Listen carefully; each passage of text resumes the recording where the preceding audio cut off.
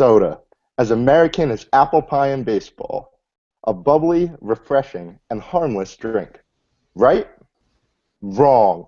According to the New England Journal of Medicine and American Society for Clinical Nutrition, consumption of soda has been linked to America's skyrocketing rates of obesity. This has prompted numerous cities to propose a soda tax in an attempt to curb the consumption of soda and in turn improve the health of its citizens. Now, a soda tax has numerous pros and cons in terms of economics, healthcare, and personal liberties. Now, many of us are soda drinkers ourselves, whether it's with a meal, at the movies, or just on a hot summer day. And in fact, the average American will consume over 44 gallons of soda this year. So a soda tax would impact every consumer of soda by increasing its price. And today, I have with me Assad, Tanya, and Tyler, who are going to help me discuss the pros and cons of a soda tax. The four of us represent wide-ranging backgrounds from business to the sciences, and we have thoroughly studied the issue, and we are all soda drinkers ourselves. Now we're going to have a discussion of the pros and cons of economics, health, and personal liberties to give you a better background on the issue. To better understand a soda tax, we have to first define what a sin tax is. The dictionary definition of a sin tax is an accepted economic principle that higher prices of goods inevitably lead to lower consumption of the product. The soda tax refers to the economic desire of its addition to this so-called list of sin taxes. It's also important to consider the business implications that this issue will inevitably stir up. At its heart, a tax on a product such as soda is anti-consumerist and anti-business. The tax aims to lower consumption of soda, which, by nature, digs directly into the revenue potential of soda distributors. We have to understand that, at its heart, capitalism drives our economy. Look, Tyler, what you just said was a total exaggeration of the facts, okay? I'm going to have to step in and correct you on this.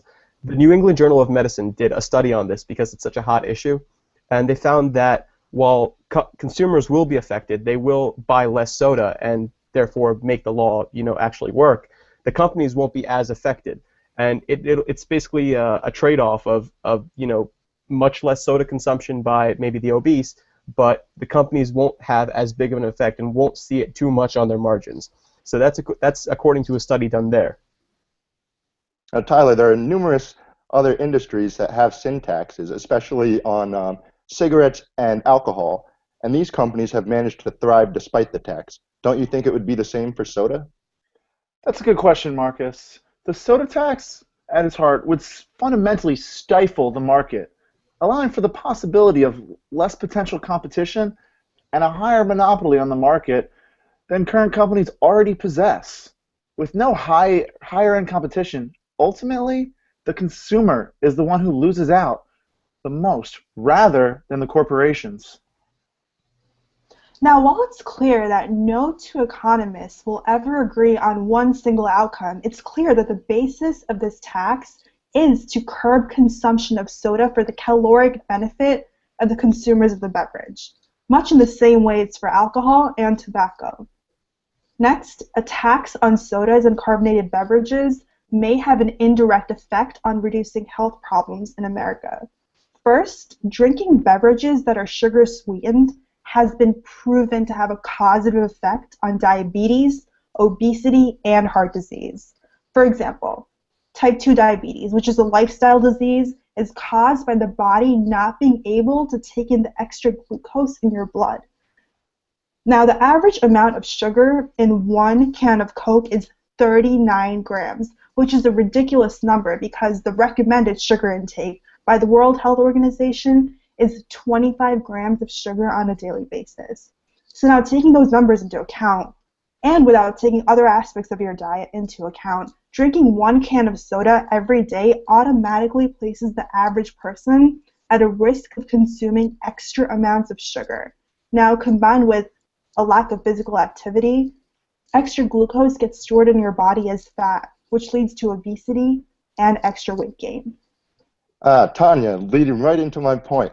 you said that lack of physical activity is a major factor in obesity.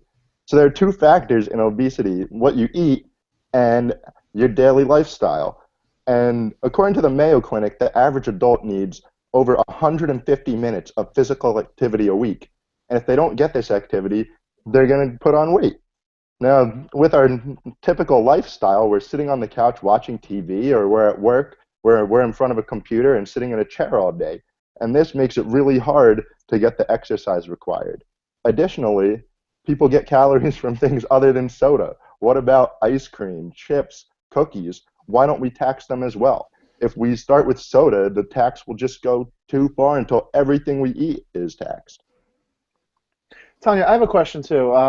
Since we're discussing the effectiveness of the soda tax, have any countries effectively implemented the soda tax? Yes, of course. France and Mexico have a soda tax in place right now.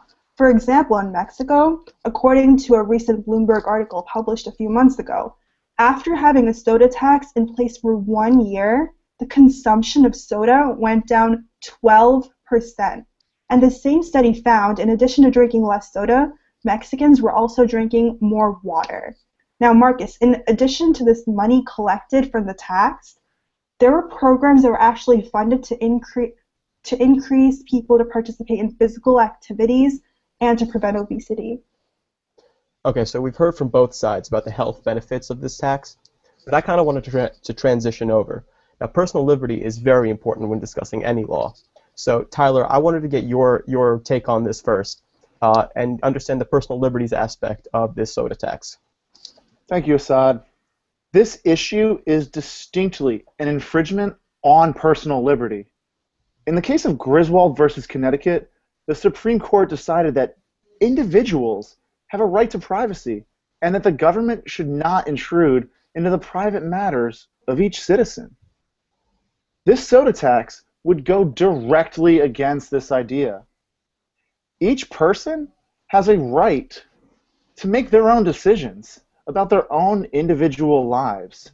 These actions, they don't harm anybody, and there's no reason for a government to forcibly stop people from making their own personal choices. What we're talking about here is the government policing people's weight. Let that sink in. It's a gross overreach of power and is taking away their personal freedoms. Now, Tyler, this is a complete, you're just totally overblowing this issue way out of proportion. Now, behind any law, there's a philosophy. So the philosophy behind many laws in this country is something called paternalism. Now, paternalism is the fact that the government has a right to step in and prevent people from harming themselves. So something like a seatbelt law is paternalism because we make people wear seatbelts so they don't die in car crashes. This is no different. This is about the government going out and protecting people from themselves, from getting obese and getting all these diseases that are associated with it. Now, according to the Duke Law Journal, the first responsibility of the government is to actually protect its citizens. So this is not an overreach of power, this is the exact responsibility that the government has to act. It has to step in and stop people basically from hurting themselves because this philosophy of law exists, and it exists behind so many of our laws today that it's undoubtable that this has to be the next step. This is not an overreach of power at all. But Assad, is the legality of the argument important if we're talking about health and economic impacts? Look, legality is important, but it goes second to the greater mission of this law. We're talking about preventing obesity. America today has become one of the fattest countries in the world. Think about that, okay? We have to do something. We have to step in. We can't just keep saying, let people do whatever they want, because clearly it's not working. So this tax is about helping the next generation of Americans not get addicted to sugar, not getting addicted to soda. And look, it's not going to cure obesity on day one, but it's going to be a start, okay? And we have to do something and act now. Otherwise, we're never going to get this done. And if it's too late, we're going to see another generation of kids who are fighting off obesity, developing heart disease, developing diabetes, developing all these bad things that come from this overconsumption. So we have to step in now. Otherwise, we're never going to be able to step in. So we've seen how personal liberties plays a role in whether this law should even be up for debate. As you've heard, the jury is split on the soda tax. In terms of economics, Will higher prices deter consumption, or will soda companies face a blow to profits? Health-wise, soda is linked to diabetes and obesity. But if so are other food and lifestyle habits, why is soda singled out to be taxed? Finally, civil liberties are at stake. Does the government have the right to control what we put in our bodies, or is the tax protecting our own best interests?